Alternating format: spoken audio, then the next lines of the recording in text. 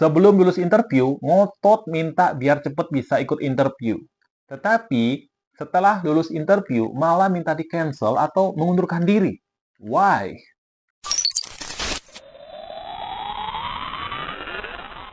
Hai minasan, ohayo gozaimasu, konnichiwa, konbanwa. Oke minasan, kembali lagi di channel saya, di channel Beli Dewa. Yaitu channel yang khusus mengupas tentang bahasa Jepang dan kehidupan di Jepang tentunya. Dari video kali ini tidak kalah pentingnya dengan video-video kemarin, ini juga sangat penting ya, perlu dipahami dan perlu disimak dengan baik, sehingga tidak ada kesalahpahaman dan tidak ada penyesalan tentunya. Oke minasan, tema saya hari ini mungkin tadi sudah di opening juga sudah saya sebutkan ya.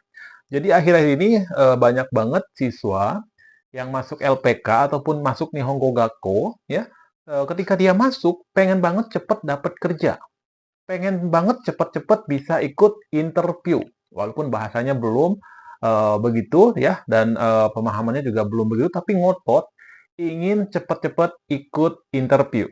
Tetapi apa yang terjadi setelah dia lulus atau dinyatakan lulus di dalam sebuah perusahaan, dia malah minta cancel atau mengundurkan diri dengan alasan bla bla bla. Ya, entah itu alasan tidak diizinkan oleh orang tuanya, tidak cocok dengan tempatnya, tidak cocok dengan gajinya dan semacamnya. Nah, gini, saya buka dulu. Jadi ini saya bahas yang di LPK yang saya ikuti ya, atau di tempat LPK saya bekerja.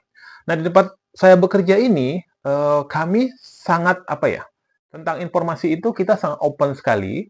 Jadi kita tidak akan mengikutkan siswa tanpa menjelaskan terlebih dahulu, entah itu penempatannya atau letaknya, atau nama perusahaannya, atau jenis pekerjaannya itu apa, gajinya berapa, potongannya berapa, dan seterusnya. Ya, sistem kerjanya kayak gimana, liburnya, lemburnya, dan segala macam itu kita semua jelasin sebelum ikut interview. Dan bahkan sebelum menulis yang namanya CV atau Rirekisho, itu semua kita sudah jelasin. Ya, otomatis saya cek mic-nya dulu, nyala nggak ya? Oh, nyala. Nah, saya udah jelasin semua itu. Tetapi akhir-akhir ini banyak banget para kandidat, entah apa namanya itu, dia menyimak dengan baik atau tidak. Nah, banyak banget yang ujug-ujug ikut interview, di awal memang benar-benar, "Sensei, saya kapan diikutin interview?" Nah, kemudian datang lagi, "Saya udah lama belajar, tapi kenapa nggak pernah diikutin interview?" Nah, kemudian datanglah order job, dan situ saya udah jelasin semua. Terkait penempatannya, mungkin tempatnya itu terpencil, atau apa, semua saya udah jelasin. Termasuk juga saya menjelaskan dengan yang namanya Google Map. Ya, saya carikan di Google Map, tempat kerja kamu itu namanya misalkan Okinawa gitu ya, namanya Okinawa, posisinya ada di bagian bawah ya. Ini adalah sebuah pulau kecil, tapi bisa dikatakan tidak sekecil apa namanya, tidak pedesaan banget, tapi dia lumayan bagus tempatnya. Atau bahkan kalau memang dia benar-benar pedesaan, saya akan jelasin ini benar-benar pedesaan gitu. Kamu siap nggak? Nah, kalau misalkan kamu siap, oke, kita akan maju ke proses berikutnya, yaitu proses interview. Dan di situ apa yang dikatakan oleh siswa? Siap. Saya siap maju sensei, enggak apa-apa, daijoubu desu. Yang penting bisa kerja di Jepang. Yang penting cepat ke Jepang.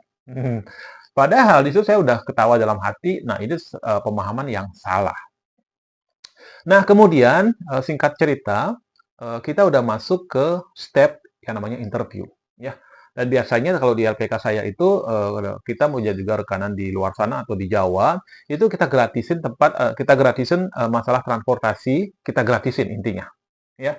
Dan akhirnya datang ke sini dan ikut interview itu, untuk apa namanya, transportasi, saya tekanin lagi, itu PP atau bolak-balik ya, pulang pergi itu gratis. Nah, kemudian anggaplah sudah sampai di tempat kami atau di LPK. Nah, di sini kita akan lakukan yang namanya pra-interview.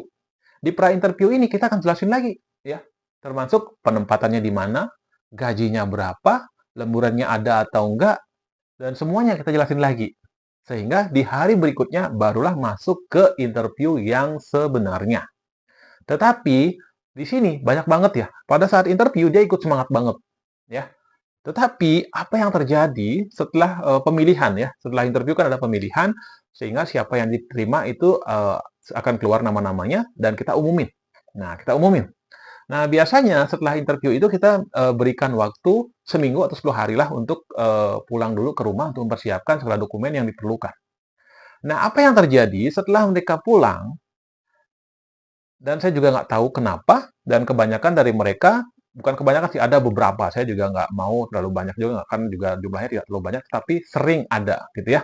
Jadi apa yang terjadi setelah mereka pulang, mereka menelpon saya atau WhatsApp saya, "Sensei, mohon maaf, ya, terima kasih atas kesempatan interview kali ini, dan saya sudah dinyatakan lulus. Tetapi mohon maaf, saya ingin mengundurkan diri atau ingin meng-cancel job ini karena penempatannya, saya baru tahu penempatannya di Okinawa. Saya baru tahu gajinya sekian. Saya baru tahu ada lemburan dan semacamnya. Loh, dari kemarin saya ngejelasin kamu di mana? Saya tanya seperti itu. Dan apa jawabannya? Saya tidak terlalu nyimak sensei. Saya tidak terlalu mendengarkan sensei. Loh, yang salah kan kalian, yang salah kan kamu. Gitu loh. Kenapa saya yang harus dirugikan? Kenapa kami yang harus dirugikan? Gitu.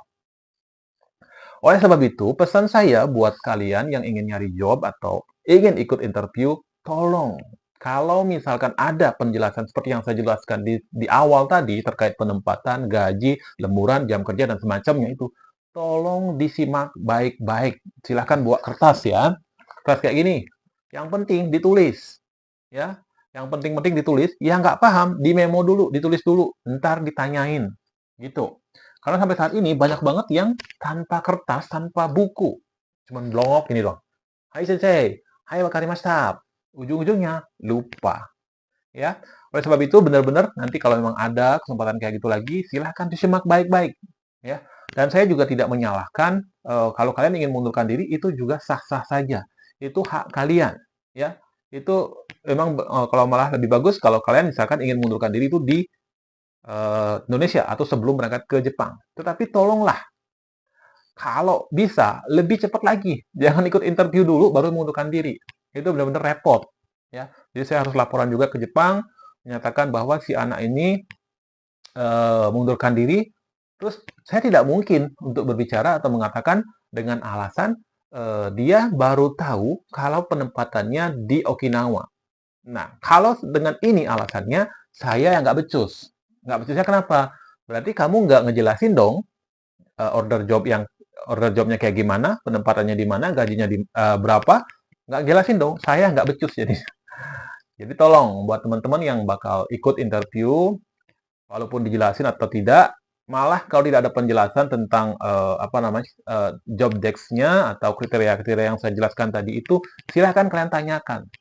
Jangan sekedar ikut. Kalau tidak ada itu, mending jangan ikut interview dulu. Ya, kalau misalkan ingin ikut interview, itu pastikan ada order jobnya itu seperti apa, penempatannya di mana, gajinya berapa, jam lemburan ada atau tidak, jam kerjanya kayak gimana, dan seterusnya. Itu dipastiin dulu, baru ikut interview. Ya, kalau belum tahu itu, mending jangan. Kalau sudah tahu itu, silahkan dipertimbangkan dulu, dipikir matang-matang, cocok nggak sih saya kerja di situ? Siap nggak sih saya dengan suasana seperti itu? Siap nggak sih saya dengan pekerjaan seperti itu? Dan seterusnya. Silahkan dipikirkan matang-matang, baru maju ke step berikutnya, yaitu step interview. Oke, itu saja yang mau saya sampaikan di video kali ini. Sekali lagi saya tegasin, masalah mengundurkan diri itu hak kalian atau sah-sah saja. Tetapi semua ada etikanya. では、今日のビデオはここまでになります。また次のビデオで会いましょう。じゃあ頑張りましょう。